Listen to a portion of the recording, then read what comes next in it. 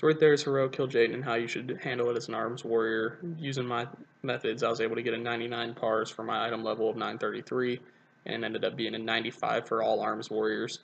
And I ended up with 1.4 million DPS and 600 million damage done. During the fight, the legendaries and trinkets I used with my spec were Great Storm's Eye and Alias Stoneheart. Those are the best in slot for all situations for arms, other than if you're doing a Whirlwind build. And then I would also use Convergence of Fate, Number Moonglaves. Convergence of Fate because of the synergy with our two-piece. And these two right here, it's a must-have right now, even with the nerf, I think.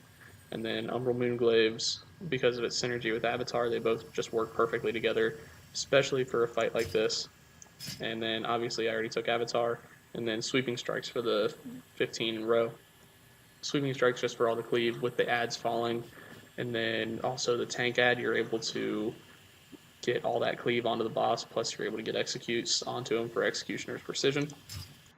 But you can see on the graph right here that 2 times the ad spawned. When I popped all the cooldowns, I was able to get up to 5.8 million DPS, and then got a 6.7 there at the peak for the second times the ad spawned.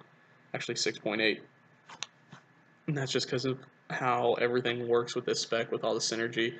And since we only had one wave of the ad spawning, this is when we had the second ad spawn. Since we only had the one wave of the 3 groups of ads spawning, I was able to both times have Avatar and Umbral Moonglaves available for that. And then the second time I was able to have Ravager and Battlecry, and then able to just cleave the tank ad onto the boss. And then here's just the peaks from when I had Ravager and Battlecry, and then during the execute phase when it went up to 3.4. So with this build, you want to make sure that you save your burst cooldowns, especially your Avatar and your Umbral Moonglaves, for when you do have the 3 ads come up, because they do so much raid damage that healers have to coordinate healing cooldowns to be able to handle them, so we need to burst those down as quick as possible, and this build is the best way to be able to do that.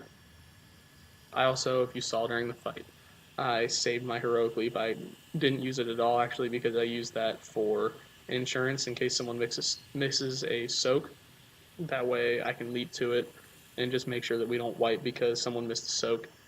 That's why in the beginning of the fight you see me looking around so much, just to make sure that everyone has all the soaks covered, and if not, I'll be able to just leap to it.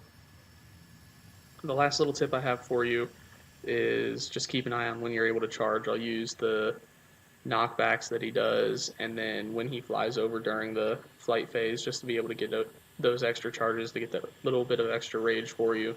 And then also be aware of when you can use Commanding Shout to help the raid out. I always try to save it for the dark phase, or if there's just a period of high damage. So that's all for this video, guys. Make sure you like if you enjoyed the video, subscribe if you want to see more like this one, and comment if you have any questions or an idea for a future video. See ya!